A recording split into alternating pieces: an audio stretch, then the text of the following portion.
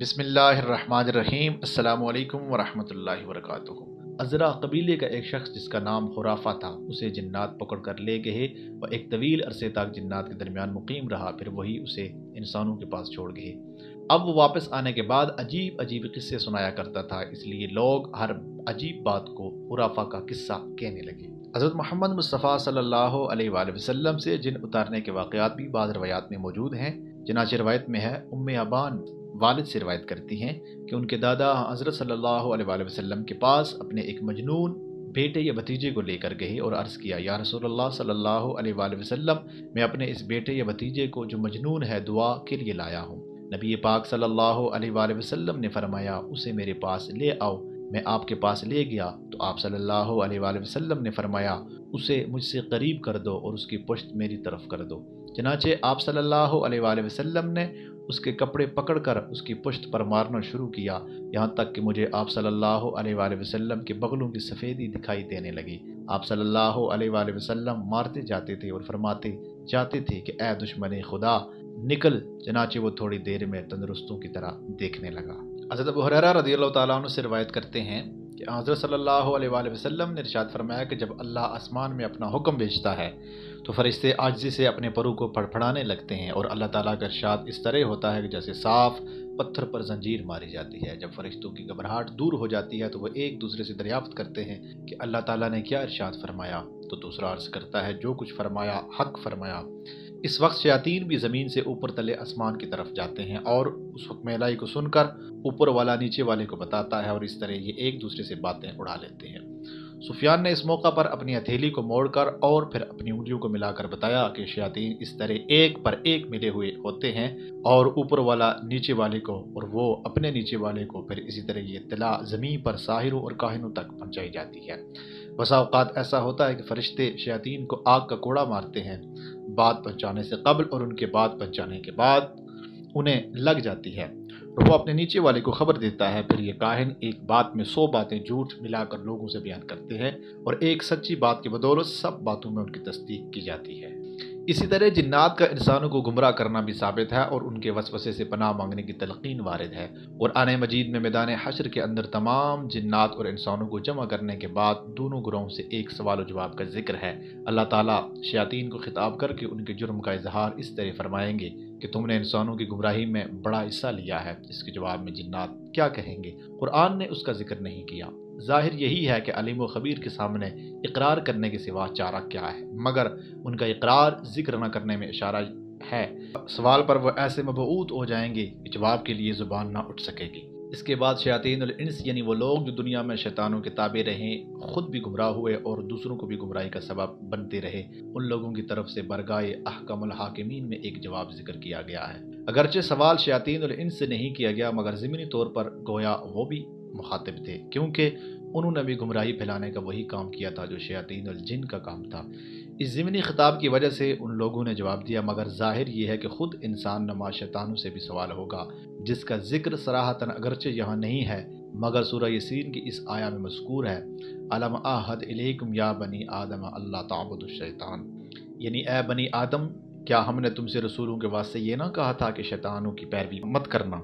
جس سے معلوم ہوا کہ انسانی شیطانوں سے بھی اس موقع پر سوال ہوگا، اور وہ جواب میں اقرار کریں گے کہ بے شک ہم سے یہ جرم سرزد ہوا کہ ہم نے شیطانوں کی بات مانی، اور یہ کہیں گے کہ بے شک جنی شیاطین نے ہم سے اور ہم نے ان سے دوستانہ تعلقات قائم کیے، ایک دوسرے سے نفع حاصل کیا۔ انسانی شیطانوں نے ان سے فائدہ حاصل کیا کہ دنیا کی لذتیں حاصل کرنے کی راہیں سیکھی، اور کہیں کہیں جنات شیاطین کی دہائی دے کر یا کسی دوسرے طریق سے ان سے امداد بھی حاصل کی، جیسے بت پرست ہندوؤں میں، بلکہ بہت سے جاہل مسلمانوں میں بھی ایسے طریقے معروف ہیں جن کے ذریعے شیاطین اور جنات سے بعض کاموں میں امداد لے سکتے ہیں، اور جنی شیاطینوں نے انسانوں سے یہ فائدہ حاصل کیا کہ ان کی بات مانی گئی، اور یہ انسان کو اپنے تابع بنانے میں کامیاب ہو گئے، یہاں تک کہ وہ موت اور آخرت کو بھول بیٹھے۔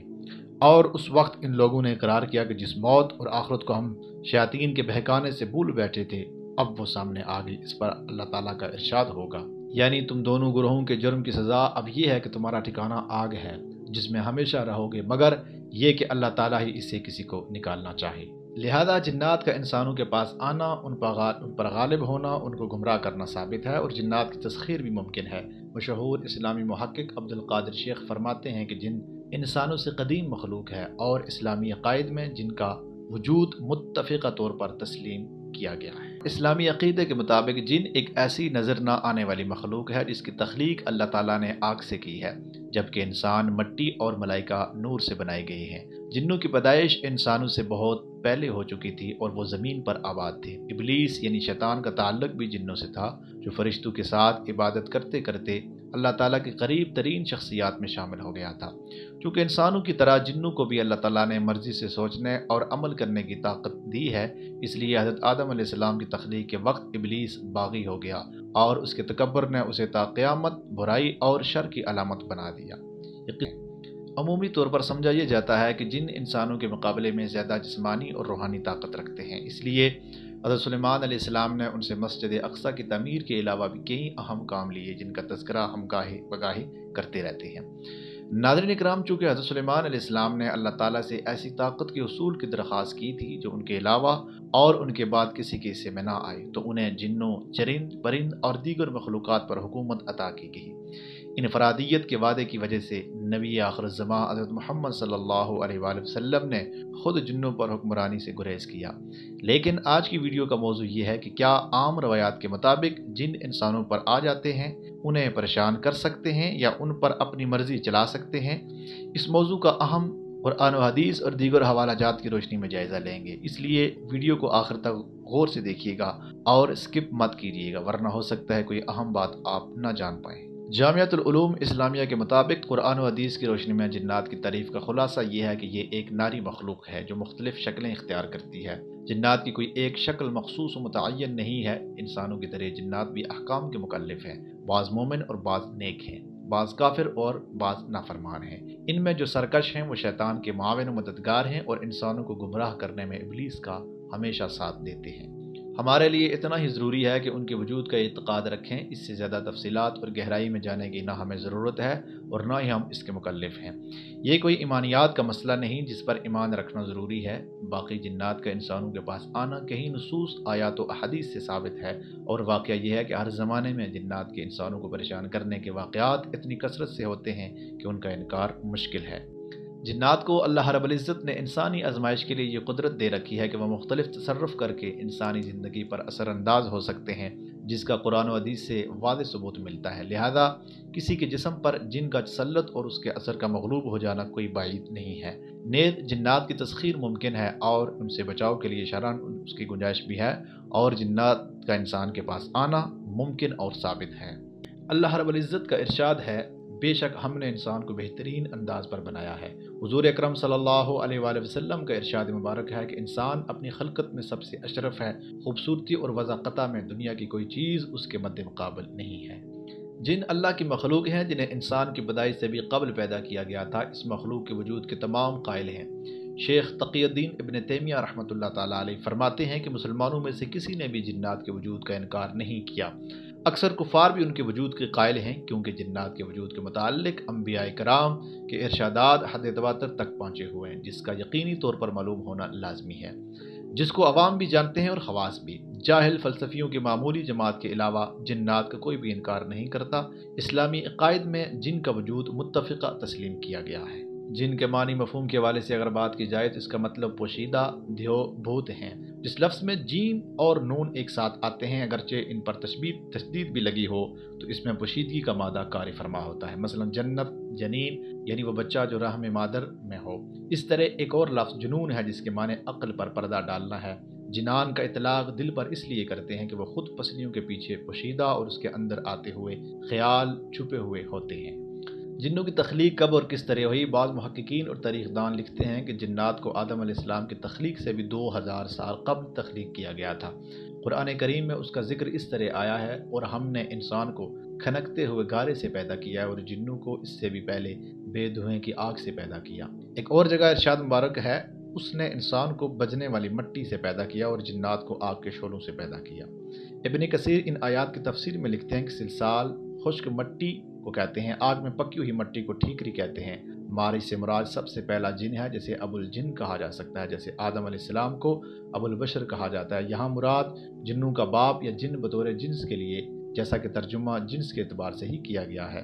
لغت میں مارج آگ سے بلند ہونے والے شعلے کو کہتے ہیں۔ تفہیم القرآن میں سید مودودی آپ لکھتے ہیں کہ نار سے مراد ایک خاص نوعیت کی آگ ہے، نہ کہ وہ آگ جو لکڑی یا کوئلہ جلانے سے پیدا ہوتی ہے، اور مارج کے معنی ہے خالص شعلہ جس میں دھواں نہ ہو۔ جس طرح پہلا انسان مٹی سے بنایا گیا، پھر تخلیق کے مختلف مدارج سے گزرتے ہوئے اس کے جسد خاکی نے گوشت پوشت کے زندہ بشر کی شکل اختیار کی اور آگے اس کی نسل نطفے سے چلی، اسی طرح پہلا جن خالص آگ کے شعلے یا آگ کی لپیٹ سے پیدا کیا گیا اور بعد میں اس کی ذریت سے جنوں کی نسل پیدا ہوئی، جن کا وجود بھی اصلاً ایک آتش وجود ہی ہے۔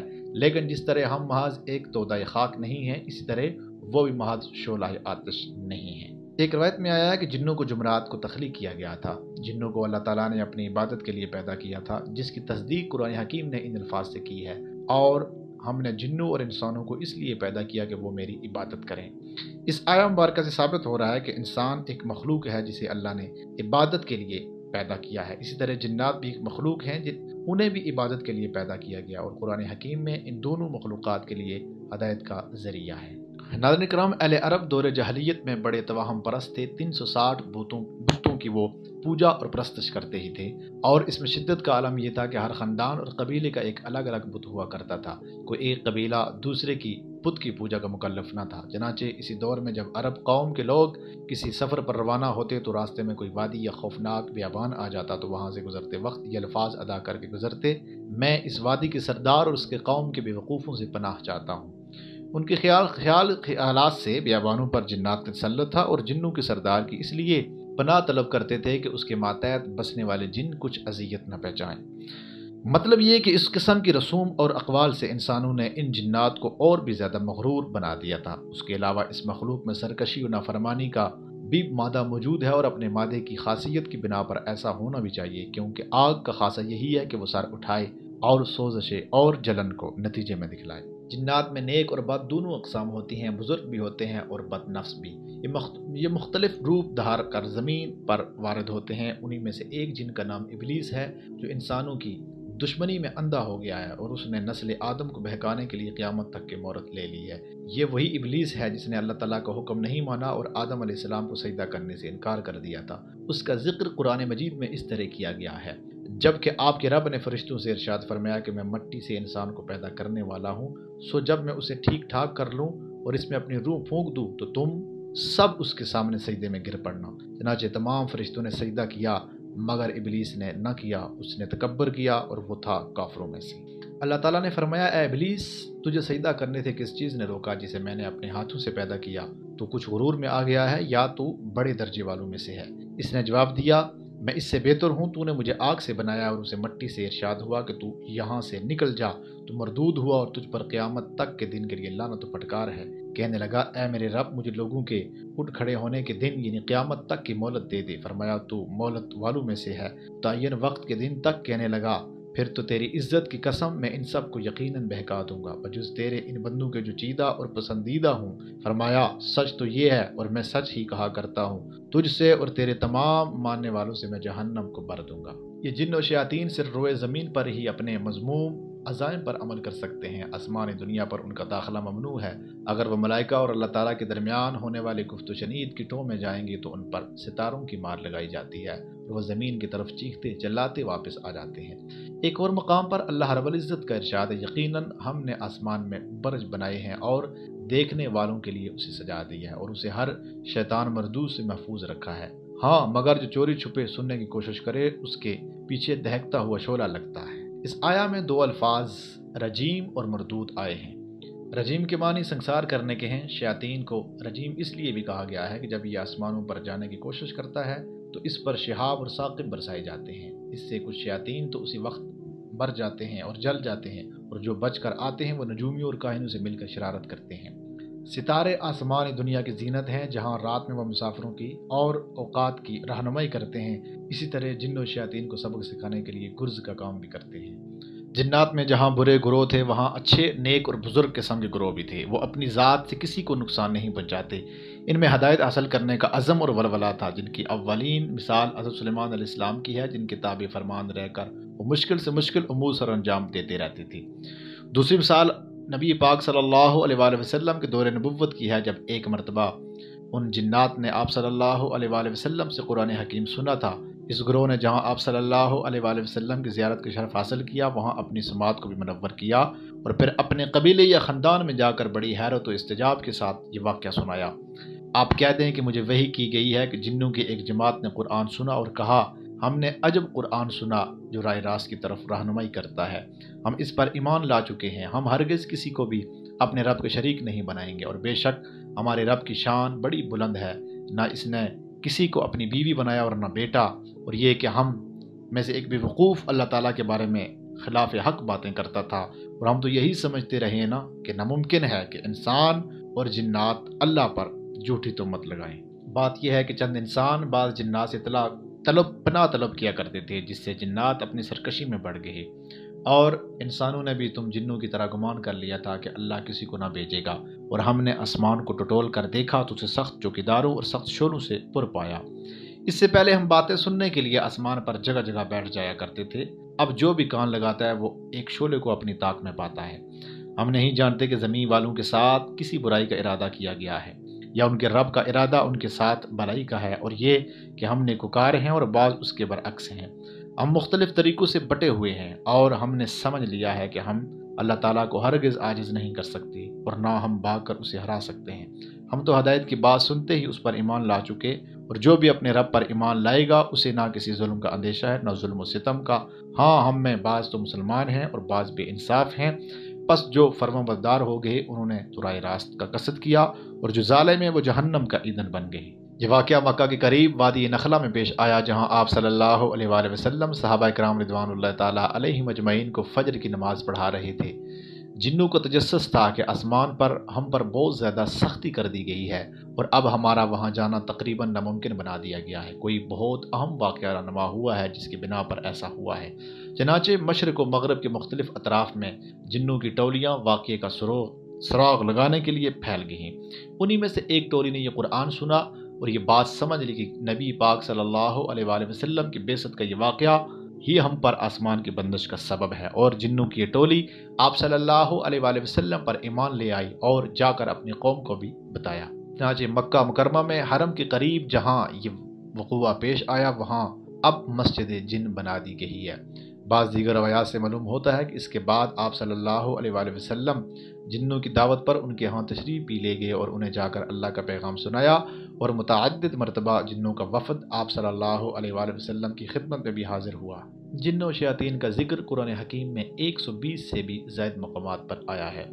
مولانا عدنان چشتی اتاری مدنی اپنے ایک مضمون میں فرماتے ہیں کہ ہم جس دنیا میں رہتے ہیں یہاں انسانوں کے علاوہ دیگر بے شمار مخلوق بھی آباد ہے۔ بعض وہ ہیں کہ جن کے متعلق مختلف کہانیاں اور واقعات موجود ہیں، جیسے عنقا پرندہ یا ڈائنوسارس وغیرہ۔ بعض وہ ہیں جنہیں ہم انسانی آنکھ سے دیکھ سکتے ہیں، جیسے ہمارے ارد گرد پائے جانے والے بے شمار انسان اور حیوانات، چرند پرند وغیرہ۔ بعض وہ ہیں جنہیں ہم انسانی آنکھ سے تو نہیں دیکھ سکتے، ہاں البتہ محسوس ضرور کر سکتے ہیں، جیسے ہوا، خوشبو اور بدبو وغیرہ۔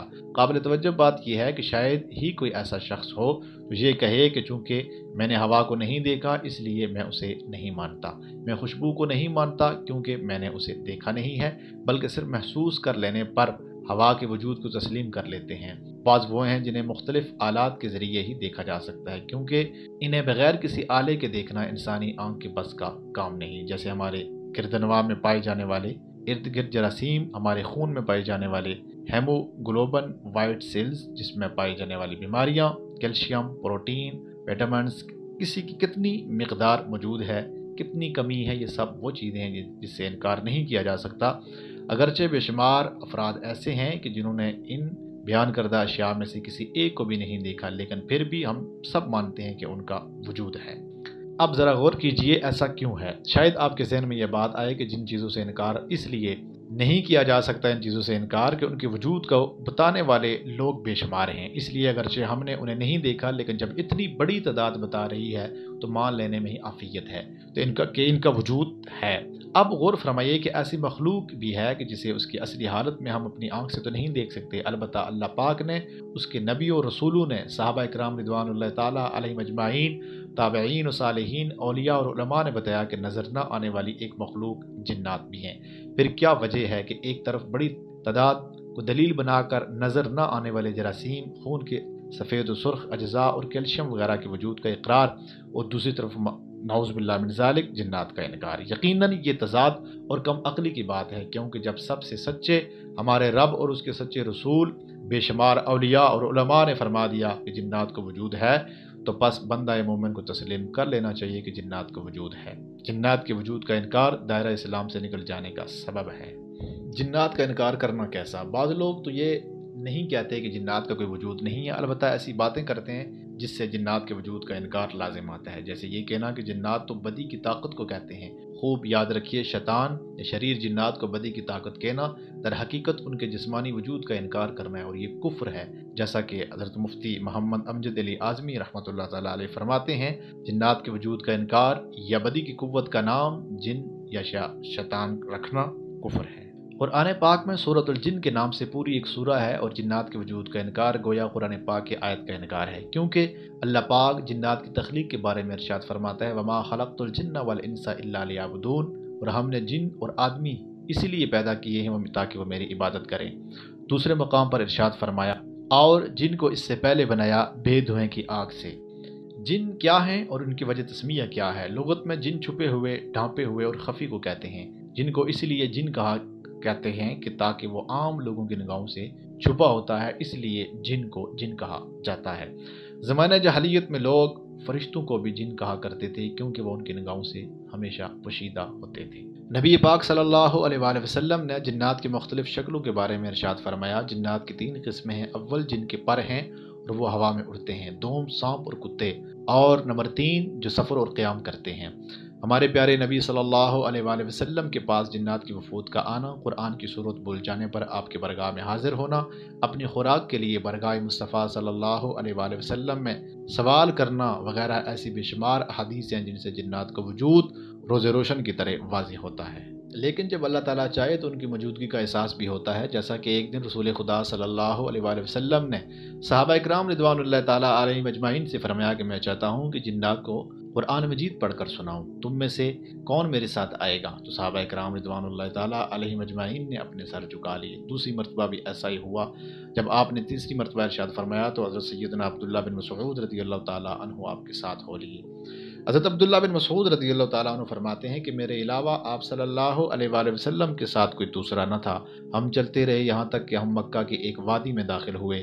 نبی پاک صلی اللہ علیہ وآلہ وسلم نے میرے لیے ایک دائرہ کھینچا اور مجھے اس میں بیٹھنے کا حکم فرمایا، اور تاکید فرمائی کہ میرے واپس آنے تک یہاں سے باہر نہ نکلنا۔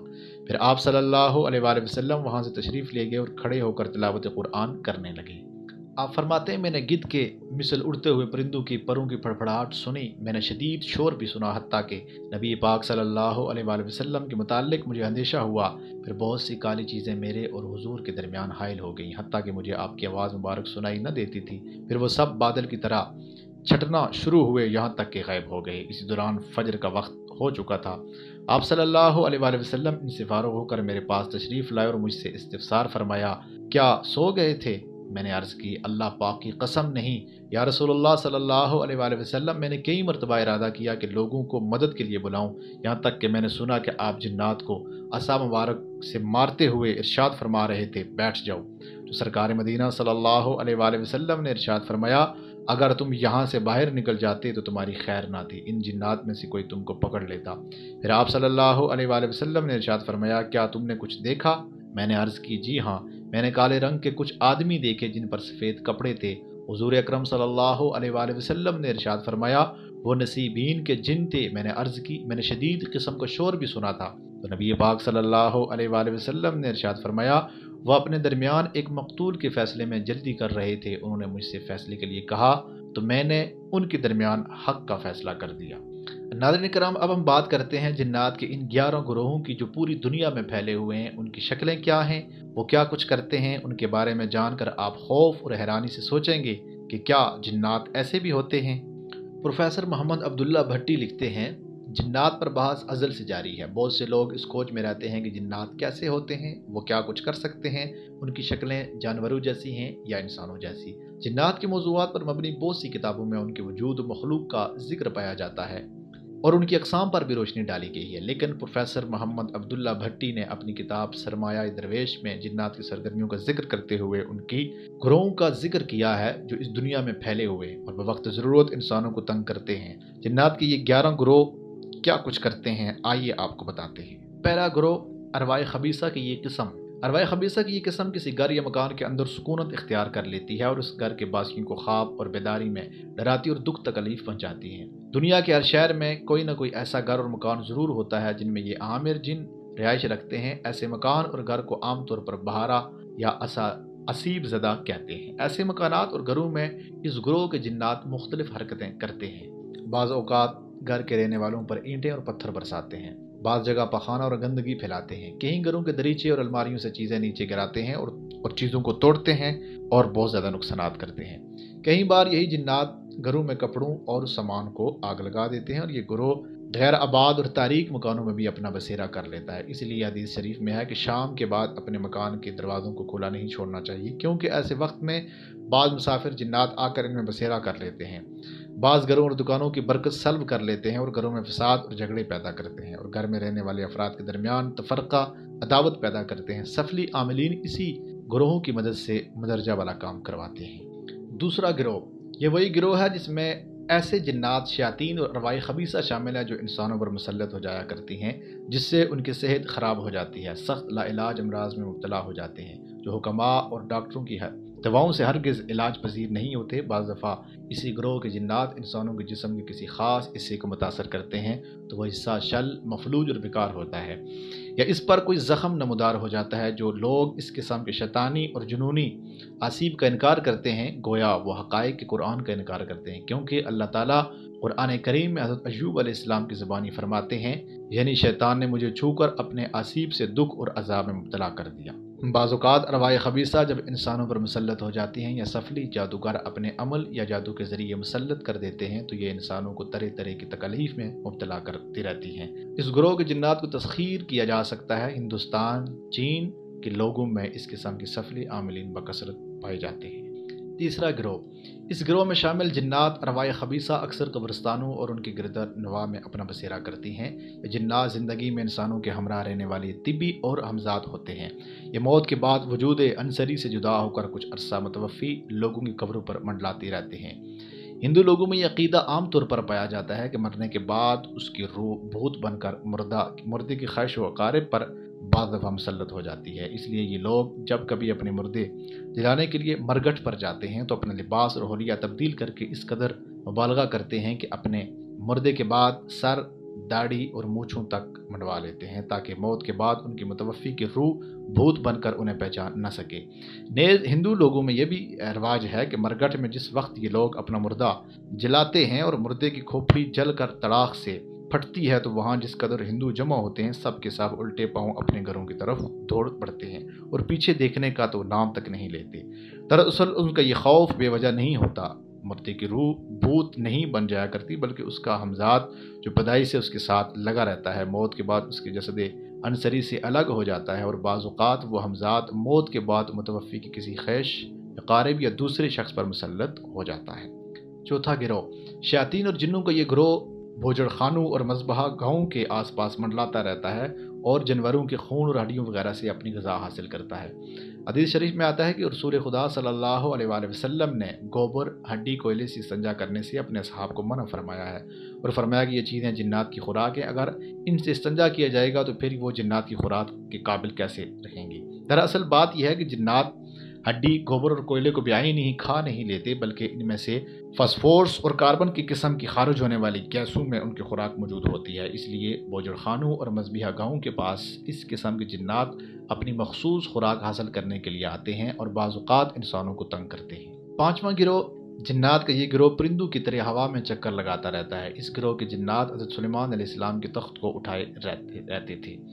इस किस्म के जिन्नात को अगर तस्खीर कर लिया जाए तो ये अपने आमिल को मुख्तलिफ ममालिक की सैर कराते हैं। इस गिरोह के जिन्नात का आमिल हवा में उड़ सकता है। छठा गिरोह, जिन्नात और शयातीन का छठा गिरोह असल नारी किस्म का होता है और इस गिरोह के जिन शयातीन किसी शख्स पर मुसल्लत हो जाएं तो मरीज़ अंगारे खाता और शोले निकलता है। इन जिन्नात के आमिल आग में घुस जाते हैं और आग से खेलते हैं और सही सलामत निकलते हैं। ऐसा एक आमिल था जो बांसुरी बजाता हुआ आग में घुस जाता था, उसने चंद ऐसे आमलीन को देखा जो आग से खेलते थे, लोहे की छुरी चाकू आग से सुर्ख करके अपनी जुबान पर लगाते थे। इस ग्रोह के जिन्नात और शयातीन जब इंसान के कान या उंगली को छूते हैं तो वो जल उठती है। ये जिन अगर किसी मर्द या औरत पर मुसल्लत हो जाएं तो उसे सख्त दर्दनाक अजाब में मुब्तला कर देते हैं। ऐसे मरीज 24 घंटे भी गुस्ल करें तो भी उनका जिस्म आग की तरह गर्म रहता है। 7वां गिरोह। इस गिरोह के जिन शयातीन अक्सर जंगलों, बागों, खेतों, दरख्तों और झाड़ियों पर बसेरा करते हैं। इस ग्रोह के जिन भूत मुख्तलिफ शक्लों सूरतों में दिखाई देते हैं। इनमें बाज़ बहुत छोटे होते हैं और बाज़ बहुत बड़ी शक्ल सूरत के हामिल होते हैं और रंग बरंग सुर्ख, जर्द और सब्ज वादी में मबलूस रहते हैं। जो लोग जंगल में दरख्त काटते हैं वो लोग बाज़ दफ़ा इस किस्म के शयातीन के असीब में आ जाते हैं। इस तरह इस ग्रोह के जिन भूत और उनकी मौत के बागों में और सरसब्ज खेतियों में बहुत से इंसानों पर मुसल्लत हो जाती हैं। इस किस्म के भूत, परीत और जिन्नात को बहुत दफ़ा देखा गया है। इस किस्म से ताल्लुक़ रखने वाले जिन्नात बागों, बगीचों जहाँ फूल बकसरत होते हैं वहाँ पाए जाते हैं। खूबसूरत कंवारी नौजवान लड़कियों और ब्याही औरतों पर भी मुसल्लत हो जाते हैं और औरतों से इंसान की तरह जमा और मुबाशरत भी करते हैं और बहुत ख़राब होते हैं। इसी तरह एक आमिल का कहना है कि ख्वाब में किसी औरत का मर्द से जमा करना और किसी औरत का मर्द से मुबाशरत करना इस किस्म के आसीब की वजह से ही होता है। 8वां गिरोह ये ज़ानी और शहवानी जिन्नात और शयातीन का गिरोह है जो जवान मर्दों, लड़कों और औरतों नेज़ खूबसूरत कंवारी नौजवान लड़कियों पर मुसल्लत होकर गलत तरगीब देता है। इस गिरोह में लूती जिन्नात और शयातीन भी होते हैं जो मर्दों से लवातत के कभी फेल का इर्तिकाब फ़ाइली और मनसूली दोनों सूरतों में करते और कराते हैं। ये शयातीन जिन लोगों पर मुसल्लत हो जाते हैं वो हरगिज़ किसी सूरत में इस फेल से बाज नहीं आते। उनके लूती तसल्लत और तसर्रुफ से बाज़ अशख़ास अपनी जवान खूबसूरत औरतों से मुँह फेर कर दीवाना वार दिन रात फितरी वज़ा के ख़िलाफ़ फेल करते हैं और ज़रा नहीं शर्माते और बाज़ मफूलियत की सूरत में मरते दम तक दूसरों से शर्मनाक और हया सोज फेल कराते पाए जाते हैं। बाज़ मर्द अपनी बीवियों से भी ये गैर फितरी फेल करते हैं। इस गिरोह के मुतासरा मरीज़ मर्द औरत का इलाज करना ज़रा मुश्किल होता है। इस गिरोह के जिन्नात और शयातीन के आमिल भी अक्सर ज़ानी होते हैं। खुदा ताला इस गिरोह के जिन्नात और शयातीन से हम सब को महफूज रखे। 9वां गिरोह। इस गिरोह में शामिल जिन्नात और शयातीन इंसानों पर मुसल्लत होकर उन्हें बीमार कर देते हैं, इंसानों का खून चूसते हैं। यही जुल्म हैवानात पर भी मुसल्लत हो जाया करते हैं।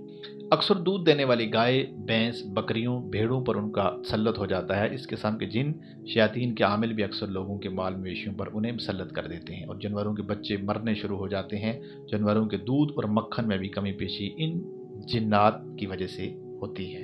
10वां गिरोह। इस गिरोह में शामिल जिन शयातीन बुतों और मूर्तियों में घुसकर लोगों में बुत परस्ती के मुशरिकाना रस्म और रिवाज का मौजब बनते हैं। इस किस्म के जिन शयातीन तरह तरह के मकर फरेब से अपने पुजारियों को अपनी परस्तश में फंसाए रखते हैं। जब कभी उनके पुजारी उनको चौकी भरने या इस्लाम और सजदे के रोज़ाना फ़राइज़ अदा करने में कोताही करते हैं तो ये जिन शयातीन इन पर और इनके घर वालों पर मुसल्लत होकर उन्हें सताते हैं और दुख तकलीफ पहुँचाते हैं।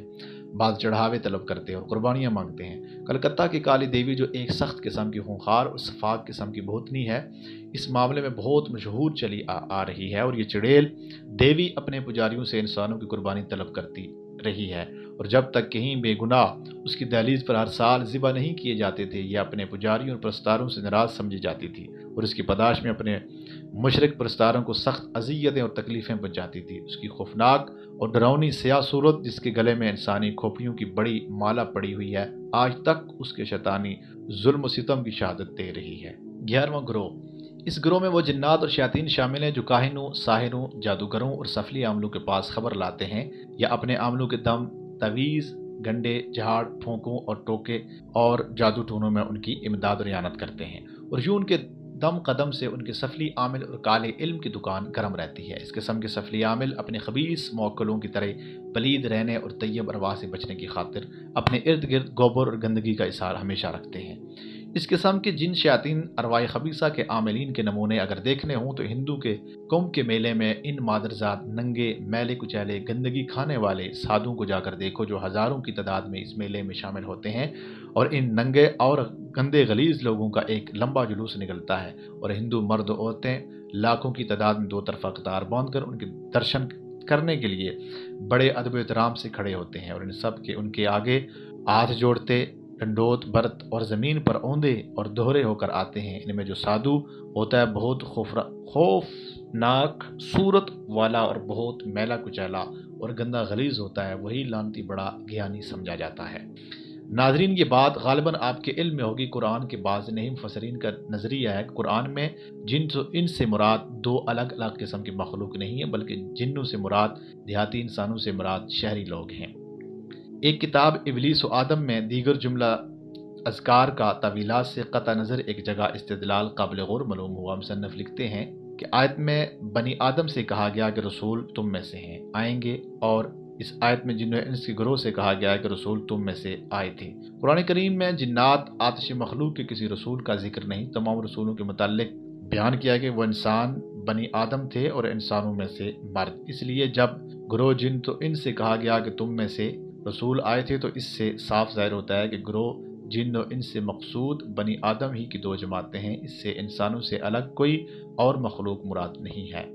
مولانا سید ابو الاعلیٰ مودودی اس کے جواب میں فرماتے ہیں کہ اگر دو گروہوں کو ایک مجموعے کی حیثیت سے خطاب کیا جا رہا ہے اور کوئی ایک چیز ان میں سے کسی ایک کے متعلق ہو تو اس کا مجموعی خطاب کی صورت میں کیا اس چیز کو پورے مجموعے کی طرف منسوب کرنا غلط ہے؟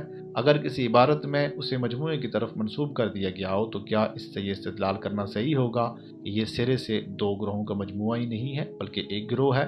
فرض کیجئے ایک مدرسے میں کہیں کلاسیں ہیں، قصور ان میں سے ایک کلاس نے کیا ہے، مگر ہیڈ ماسٹر تادیباً تمام کلاسوں کو اکٹھا کر کے ان سے خطاب کرتا ہے اور کہتا ہے کہ اے مدرسے کے بچوں، تم میں سے کچھ لڑکوں نے یہ قصور کیا، تو کیا اس سے استدلال کیا جا سکتا ہے کہ اس مدرسے میں سرے سے کلاسیں ہی نہیں ہیں بلکہ ایک ہی کلاس پائی جاتی ہے؟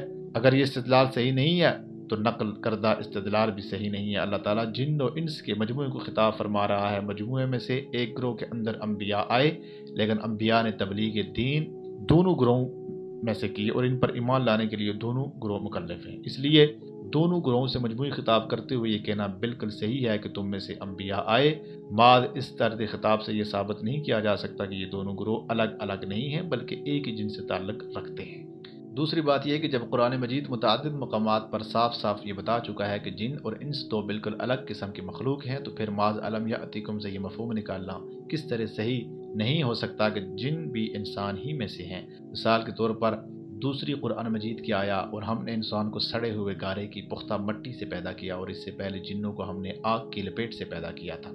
اسی طرح دوسرے مقامات پہ انسان کو ٹھیکری کی طرح بجھتی ہوئی مٹی سے پیدا کیا، پختہ مٹی سے پیدا کیا اور جنوں کو آگ کی لپیٹ سے، اور دوسرے مقامات پہ ارشاد فرمایا اور لوگوں نے اللہ تعالیٰ کے لیے جن شریک ٹھہرا لیے، اور یہ کہ انسانوں میں سے کچھ لوگ جنوں میں سے کچھ لوگوں کی پناہ مانگا کرتے تھے۔